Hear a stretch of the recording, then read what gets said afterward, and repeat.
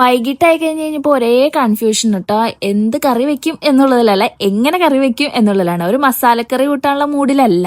സവാളയൊക്കെ വാട്ടിയത്തെ ഒരു സമയം എടുക്കുക. അപ്പൊ പിന്നെ ഞാൻ എന്ത് ചെയ്തെന്ന് വെച്ച് കഴിഞ്ഞാൽ കുറച്ച് വെജിറ്റബിൾസ് ഉണ്ടായിരുന്നു. അപ്പൊ ക്യാരറ്റും ബീറ്റ്റൂട്ടില്ലേ, ക്യാരറ്റും ബീൻസും തക്കാളി ഉരുളക്കിഴങ്ങൊക്കെ ഇട്ട് 2 പച്ചമുളകും കീറിയിട്ട് കുരുമുളകും മഞ്ഞപ്പൊടി ഇട്ട് 2 വിസിലങ്ങോട്ട് കേൾപ്പിച്ചെടുത്തു. എന്നിട്ട് ഇതേ ഒരു പാനിലിട്ട് ഇച്ചിരി ബട്ടർ ഇട്ട് ജിഞ്ചർ ഗാർലിക് ഇട്ട് മൂപ്പിച്ചിട്ട് ഇച്ചിരി കോൺഫ്ലവർ 2 സ്പൂൺ കോൺഫ്ലവർ ഇട്ടിട്ട് ഇത് അര ഗ്ലാസ് പാൽ ഒഴിച്ചിട്ട് നന്നായിട്ട് മിക്സ് ചെയ്തു കേട്ടോ. മിക്സ് ചെയ്ത് വന്നു കഴിഞ്ഞപ്പോൾ ഇതേ കുറച്ച് കുരുമുളക് പൊടി ഇട്ടു, കുറച്ച് ഗരം മസാല ഇട്ടു. അപ്പോൾ അത്രയും പൊടികൾ മതി. നല്ല ടേസ്റ്റ് ഉണ്ടാവും. ഈ പൊടി ഗരം മസാല ഇട്ടില്ലെങ്കിലും ടേസ്റ്റ് ഉണ്ടാവും. പിന്നെ ഞാൻ ഒരു ഓവറാക്കാൻ വേണ്ടി ഇതേ ചുമ്മാ 2 ചീസ് ഇരിപ്പുണ്ടായി. അപ്പോൾ ചീസ് ഇട്ടു. ഒരു ചീസിൻ്റെ ആവശ്യം ഉണ്ടായിരുന്നുള്ളൂ, കൊഴുപ്പ് വേണമെങ്കിൽ. ഞാനത് 2 ചീസ് ഇട്ട്. അപ്പോൾ ഇച്ചിരി കട്ടി കൂടി കേട്ടോ.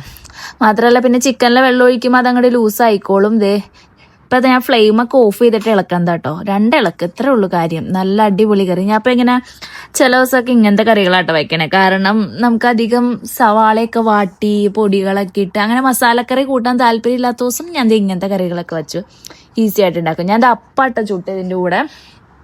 ഇവർക്ക് ഈ കറി ഭയങ്കര ഇഷ്ടമാട്ടോ. അതുകൊണ്ട് ഞാൻ അപ്പം ചുട്ടിപ്പോൾ എനിക്ക് ഇച്ചിരി അധികം ചുരുണ്ട് വന്നു. കാരണം ഇങ്ങനെ അത് ഇങ്ങനെ കഴിച്ച് പോകൂല, നമുക്കധികം മട്ടില്ല ഈ കറി. അപ്പോൾ ഞാൻ എന്നിട്ട് ഒരു 3 അപ്പം ചുട്ട് വെച്ചുകൊണ്ട് ലാസ്റ്റ് വന്നിരുന്നാട്ടോ ഞാൻ കഴിക്കണം. അല്ലെങ്കിൽ ഒപ്പം ഇരുന്ന് കഴിക്കാറ്. അതിൻ്റെ ഇടയ്ക്ക് ഈ ഒരു ചിക്കൻ പീസ് എടുക്കാൻ വന്ന ഒരാളാണ് ടീംസാണ് ഇവിടെ ഉള്ളത്. അപ്പോൾ ഇത്രയുള്ളൂ ഗൈസ്. ഇതൊക്കെ കഴിച്ചുകൊണ്ട് ഞാൻ പോയി കിടന്നുറങ്ങി. അപ്പം ബായ്.